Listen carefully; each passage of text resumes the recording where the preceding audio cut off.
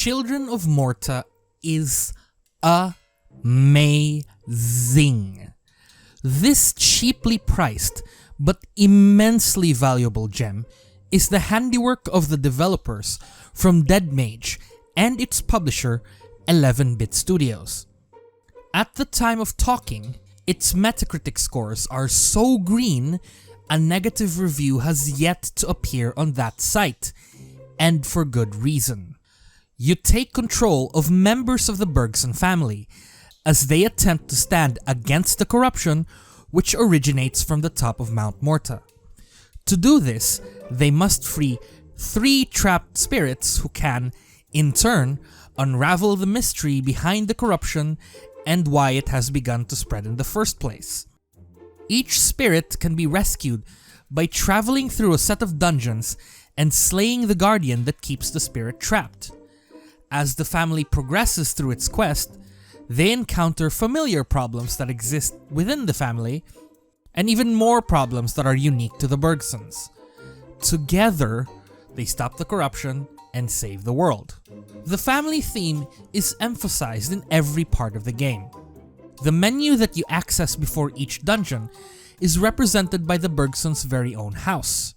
The family library contains texts that tell you about the family members and the mythos. Grandma Margaret's room houses the Book of Rhea, which allows you to access upgrades that affect the dungeons you traverse. Uncle Ben has a workshop that allows you to improve all of the Bergsons' combat capabilities. The fireplace opens to reveal a spiral staircase leading to the teleporters that take you to the dungeons. The Bergsons' mansion is essentially a more magical and rodent-free Batcave. The game starts you out with just 2 characters to play with. John is the man of the house who packs a sword and shield to the fight. Linda is his eldest daughter who knows how to handle a bow. As you progress through the campaign, you will trigger story events that speak of how a family member joins the fight. There are members of the family that take a more passive role, like the pregnant mother Mary, but they do have a significant role in the overall narrative. The story naturally draws from everyday family life, like how parents may disapprove of a child's career choices, or how formerly unheard of relatives show up to reveal their identities to the shock of their biological parents. Admittedly, the story isn't very deep, but it does its job of letting you in on the world of the game without overstaying its welcome. There are also story bits in the dungeons provided you check every corner of the map. Dungeons are randomly generated and there's usually just one path that takes you to the next dungeon floor. However, there are other areas on the map that you can access. You might find a journal entry to read, a souvenir to bring home, or an NPC that triggers an event. Once you complete the events in these dungeons, they will usually trigger a cutscene once you return to the Bergson family home, or indeed add something new to the house. Some of the cutscenes have to be manually triggered, denoted by this glowing circle icon. Make sure you use the right analog stick to check the entire house and its surroundings, as some of the NPCs have habits that take them outside of the camera view. I definitely appreciate the effort to insert drama into the proceedings, but all that would have been for naught if the gameplay didn't hold up. Fortunately, it is fantastic, and one of the biggest reasons for this is how great the control scheme is. You use the left analog stick to move, X to attack, A to evade, use abilities with Y and left button, activate Guardian Rage with left trigger, and use right button and right trigger to activate Divine Relics. You can also move the right analog stick to attack in the direction of your choosing, instead of pressing X. That's how I prefer to attack, especially since I often like to move and attack at the same time. Evading consumes the orange meter found here. I was a bit wary of it at first since, full disclosure, I really hate having to deal with stamina bars in a lot of games. Upon closer inspection, it turns out that these meters are exclusively for the evade and nothing else. They're more like cooldowns than stamina meters. John only has one evade meter, So after you make him evade once, you have to wait for that meter to refill before you can evade again. Linda has 2, which means that she can evade twice consecutively to compensate for her lack of shield. Joey also has 2, but his evades also deal damage to enemies that he tackles through. Kevin has 3, because he's one of those rogue types and that's just how they roll apparently. That's not to say he has much need of it though, cause...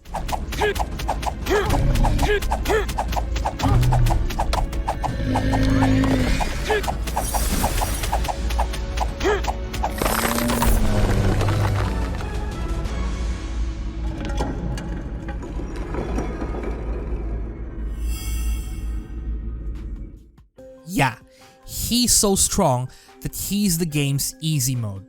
It's to the point where I can sort of forgive you if you see that as a flaw.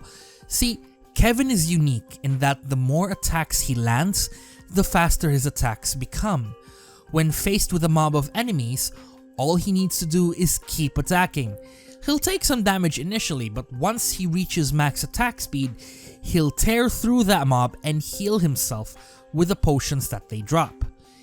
He can also attack forward while moving backwards, so if you have enough movement speed, he can literally retreat just far enough from his attackers that he can land his swings, while the enemy AI is still attempting to get in range of an attack. You've already seen what he can do to bosses, but later on in the game, he unlocks the ability to go invisible and the ability to attack with bonus damage when breaking out of invisibility. Quite frankly, I don't see a scenario in the game that Kevin can't handle, so if you're looking for an easy mode, I say pick Kevin. All you need to do is attack and watch as the helpless boss crumbles.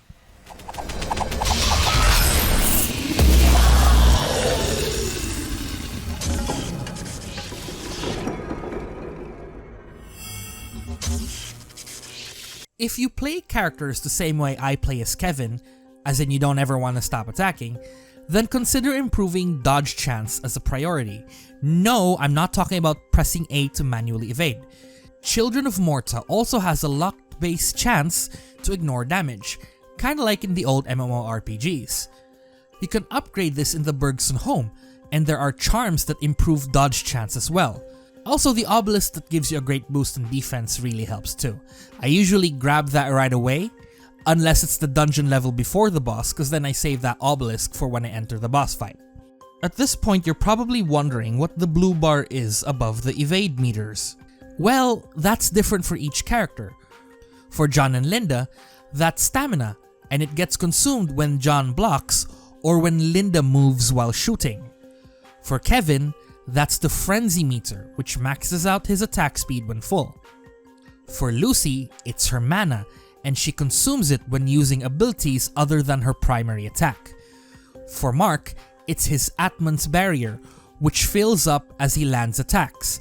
It gives him armor, but it depletes when he's hit. For Joey, it's also called stamina, but it actually fills up when he attacks enemies so that he can use his whirlwind ability. I don't know why they call it stamina, I just don't, but there you go. Remember that family theme I mentioned earlier? Yeah, that plays a big part in how the characters grow. As you level up and spend skill points, you will unlock family traits that will benefit every playable character. It incentivizes you to keep everyone at the same level so that you can unlock more of these shared traits. It's not necessary, of course, and you can get away with playing only one character if you're that good. The bonuses they provide range from simple passives to abilities that activate whenever certain conditions are met. Truly, the family that slays together stays together. You might have to replay dungeons if you want all of your characters to be at the same level. If you want to get all of the story bits, journal entries, and souvenirs, then you really have to replay them, because RNG might not always spawn them in your map. While playing as different characters can keep the gameplay fresh to some extent, it's still redoing a stage that you've already completed, and it's still technically grinding. It's a good idea to check the entire map every run, and not just make a beeline for the exit. That way it'll take less runs to get everything that the dungeon has to offer, and the relics and graces you get have the potential to make the dungeon run easier. I just wish we didn't have to play Pong to get them. Pong! Seriously, out of all the activities that you might do to get extra items in the game, Pong really just feels frickin' off. You've got horde modes to survive. Great. Puzzles to complete that penalize you with a horde of enemies if you fail. Great. You've got roulette that has a 1 in 3 chance of getting you an item, lest a wave of enemies spawn. Great. And then you have Pong. Boring and time-wasting Pong. Couldn't they have made minigames based off the powers that each character has? Or maybe something like this from 20XTX.